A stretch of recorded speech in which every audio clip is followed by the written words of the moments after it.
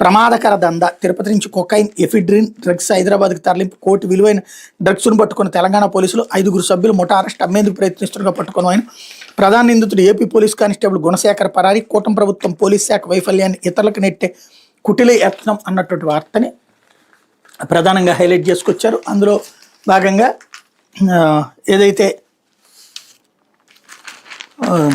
తిరుపతి నుంచి Hyderabad cocaine ephedrine వంటి మత్తు పదార్థాలను తీసుకొచ్చి అమ్మేందుకు యత్నించిన 5 సభ్యుల ముఠాని బాలానగర్ ఎస్ఓటి కుకట్పల్లి పోలీసులు పట్టుకున్నారు.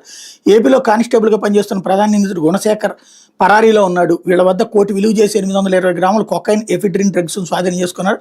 మంగళవారం హైదరాబాద్ షాపూర్ నగర్లోని డీసీపీ కార్యాలయం in charge DCP N Kotireddy, SOT DCP D Srinivas తదితరులు కలిసి విలేకరుల సమావేశంలో వివరాలు వెల్లడించారు.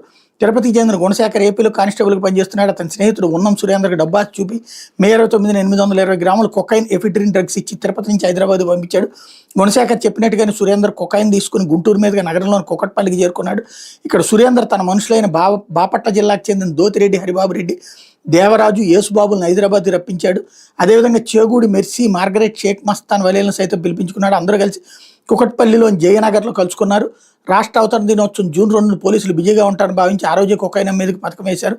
ఈ మేరకు 5 కుకట్పల్లి భాగ్యనగర్ వైపు వెళ్తుండగా అనుమానం వచ్చిన పోలీసులు వాళ్ళని ఆపి తనిఖీ చేయగా కొకైన్ లభించింది. వెంటనే 5 అరెస్ట్ చేసి స్టేషన్కి తరలించి విచారించగా అసలు బండారం బయటపెట్టారు. అసలు డ్రగ్స్